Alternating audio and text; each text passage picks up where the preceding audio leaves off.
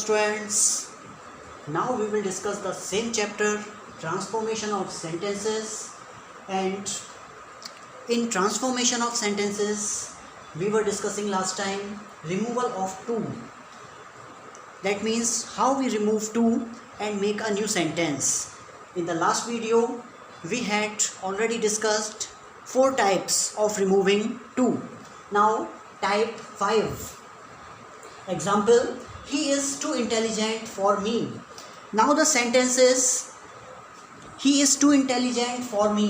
यानी वो इसका क्या मीनिंग हुआ, मतलब वो इतना इंटेलिजेंट है कि मैं उसके सामने कुछ नहीं हूँ. फॉर मी सेंस दे रहा है कि मैं उसके सामने कुछ नहीं हूँ.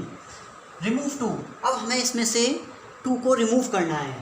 तो अब हम इस तरीके के सेंटेंस में क्या करते हैं, in place of to we simply write so that we have already studied earlier. He is so intelligent. इसके बाद हम that लगा के इसमें किस तरीके से इसे बना देंगे,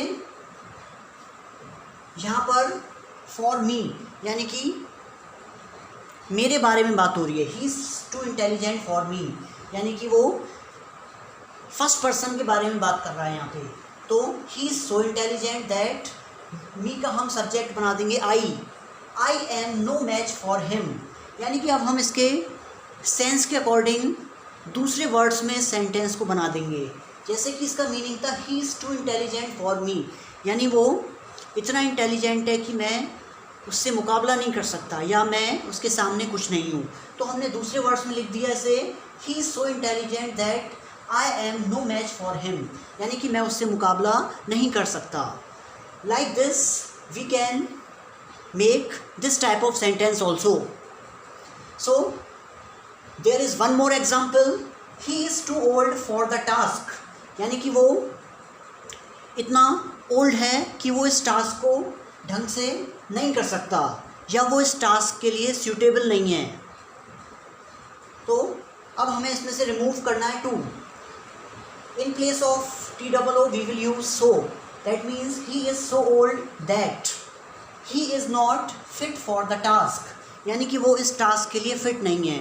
यानी कि हम जो ऊपर दे रखा है क्या हम करते हैं, फॉर को हटा के फॉर द टास्क यानी कि इसको हटा के हम अपने अकॉर्डिंग दूसरे वर्ड्स में सेंटेंस लिख देते हैं विदाउट चेंजिंग इट्स मीनिंग.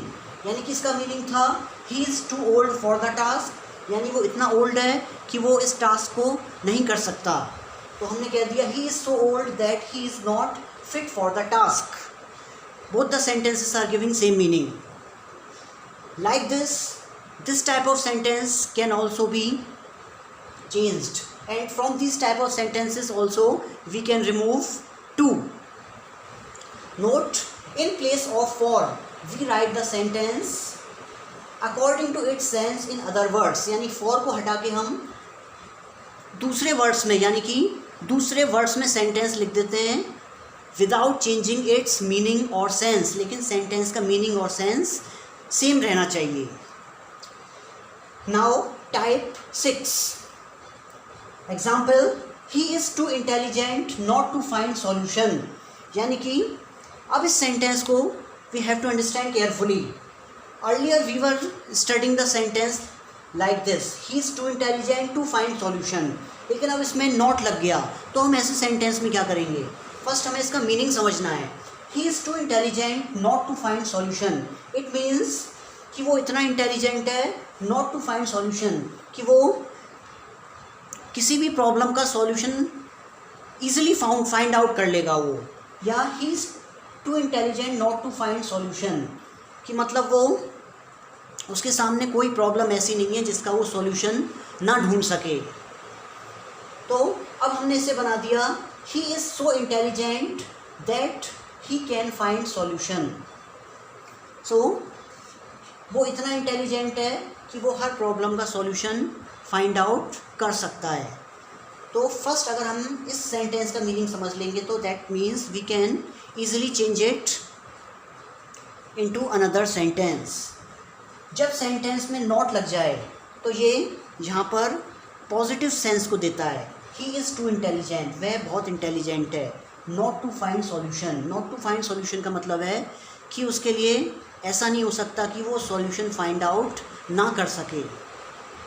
तो he is so intelligent that he can find solution.